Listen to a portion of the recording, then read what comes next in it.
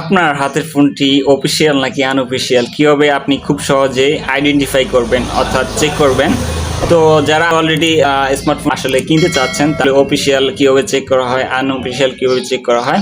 তো আমি এই ভিডিওতে দুটি ইজি প্রসেস দেখাবো যেটার মাধ্যমে আপনি খুব সহজেই আইএমইআই নাম্বার দিয়ে আপনি আপনার ফোনটি চেক করে নিতে পারবেন, অর্থাৎ এটা কি অফিসিয়াল ফোন নাকি আনঅফিসিয়াল ফোন। তো আগে আমি একটা কনফিউশন আপনাদের আসলে ক্লিয়ার করে দেই, একটা হলো অফিসিয়াল, একটা হলো আনঅফিসিয়াল। তো অফিসিয়ালটা আসলে কি, আনঅফিসিয়ালটা আসলে কি, অনেকে আমরা এটা সম্পর্কে বুঝি না। যেটা অফিসিয়াল সেটা হলো যেই ফোনগুলো বাইরের থেকে আসে, অর্থাৎ চায়না, মালয়েশিয়া, সিঙ্গাপুর, থাইল্যান্ড থেকে আসে।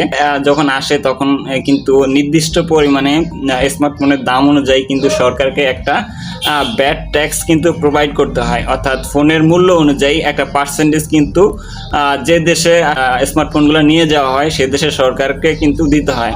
তো এটা হলো আর কি অফিসিয়াল যেগুলা ফোন সেগুলার আসলে কন্ডিশন। আর যেগুলো আনঅফিসিয়াল, যেগুলা ব্যাট ট্যাক্স না দিয়ে কিন্তু সরাসরি ইলিগাল পর্যায়ে কিন্তু বিভিন্ন দেশ যায়, এগুলা বিভিন্ন মার্কেটে সেল হয়, সেটা হলো আনঅফিসিয়াল। তো অফিসিয়ালে কিন্তু আপনি আসলে ওয়ারেন্টি করাতে পারবেন আপনার সেটের যদি কোনো ধরনের সমস্যা হয় বা প্রবলেমে পড়েন। আর যেগুলো আপনার আনঅফিসিয়াল সেগুলো কিন্তু আপনারা ওয়ারেন্টি পাবেন না, আর কোনো আপনার রিপ্লেসও আপনার পাবেন না। আনঅফিসিয়াল সেগুলো একটু কম প্রাইস রেঞ্জের ভিতরে পাওয়া যায়। দেখা যায় একটা ফোনের দাম আপনার 16,000 টাকা, সেটা আপনি মার্কেটে পাচ্ছেন 12,000, 13,000 টাকায়। আর যেগুলো অফিসিয়াল সেগুলো তো আপনার ফিক্সড রেটে সেল হয়। আজকের ভিডিওতে আমি দুটি ইজি প্রসেস দেখাবো যেটার মাধ্যমে আপনি আইএমইআই নাম্বার দিয়ে আপনার ফোনটি খুব সহজে চেক করে নিতে পারবেন। তো এই কাজটি করার জন্য আপনার ফার্স্ট অফ অল আপনার ফোনের যে ক্রোম ব্রাউজার সেটা চলে আসবে। মানে আসার পরে আপনার একটি ওয়েবসাইট এখানে সার্চ করতে হবে, সেটা হলো IMEI.info।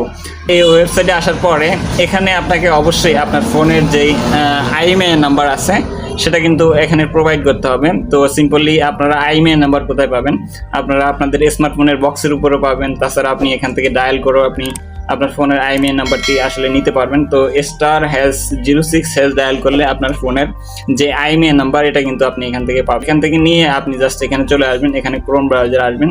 তো এখানে আসার পরে যদি আমি একটা আইএমইআই নাম্বার দিয়ে আপনাদের এক্সাম্পল হিসেবে দেখাই, আইএমইআই নাম্বার এখানে আসলে উঠালাম। তো আপনারা জাস্ট এখানে একটা ক্যাপচা ফিল আপ করবেন।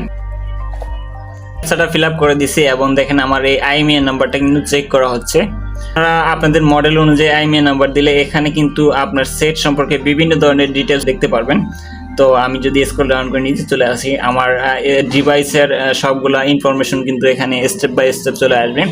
আর যদি আপনার ফোনটি আনঅফিসিয়াল হয়ে থাকে তাহলে কিন্তু আপনার এই আইএমইআই নাম্বার দিয়ে যখন আপনারা সার্চ করবেন তখন কিন্তু এখানে কোনো ইনফরমেশন কিন্তু এখানে করবে না, ও একদম ফোনের ছবি সহকারে চলে আসবে। এখন দেখো কিভাবে আপনারা SMS এর মাধ্যমে সরাসরি আইএমইআই নাম্বার দিয়ে চেক করবেন। তো আপনারা ফার্স্ট অফ অল যে কাজটি করবেন, আপনার মেসেজ অপশনে চলে আসবেন। এখানে আসার পরে আপনাকে একটি মেসেজ লিখতে হবে।